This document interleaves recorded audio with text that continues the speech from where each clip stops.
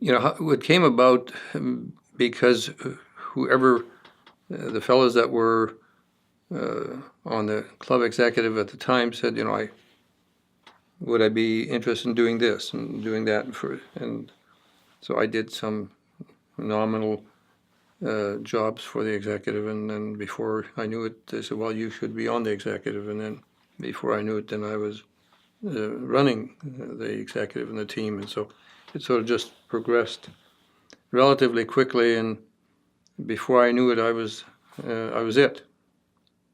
And as I say, I enjoyed it, and I could sort of keep things together, and I could gather players if we needed players from different areas, and so that's how that worked. The CFAM went on the air in 1957, and shortly thereafter we started to do play-by-play. We did Saturday night play-by-play for many, many years, and in the last number of years we've actually picked it up again to do the playoffs, play-by-play. So, and one of our stations actually also carries the Winkler Flyers play-by-play all games, and another of our stations in Portage carries the Portage Terrier games. So we as a radio organization, we're involved with a lot of hockey teams. Our Steinbach station covers the Pistons, and then we have stations in Saskatchewan. So we're part of the Red Wings in Weyburn, the Bruins in Estevan, the Warriors in Moose Jaw, the Broncos in Swift Current, and the Blades in Saskatoon. So we're sort of involved with all of the hockey across the prairies. The benefits, well, first of all, we thought as a radio station we should do this because a lot of people from outlying areas weren't getting to the games. We thought it would also promote the league in general, which it did. And as a radio station, we could make a few bucks. And so later on, some teams didn't want us to broadcast from their arenas. They thought that would keep fans away, but that never does. I mean, you just create more excitement, and so by and large, we were only serving those people that you were either shut in or couldn't get there. So, but what we found it a good experience.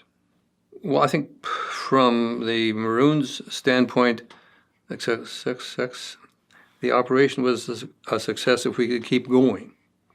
And the Maroons are the only charter member of the Southeastern League that have been in it every year. I mean, Morden left for a few years, came back. Carmen left, came back.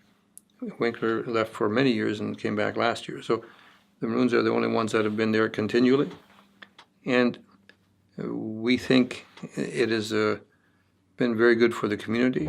Youngsters want to be part of the Maroons. The Maroons organized hockey schools for kids, so that you have young kids wanting to wear maroon jerseys and maroon colors, and they want to be part of that process. And so that makes the community proud of the organization, and so that's sort of how we managed to keep it going. Well, and not just the Maroons, but all hockey teams, with the exception of maybe the pros, have to raise money constantly.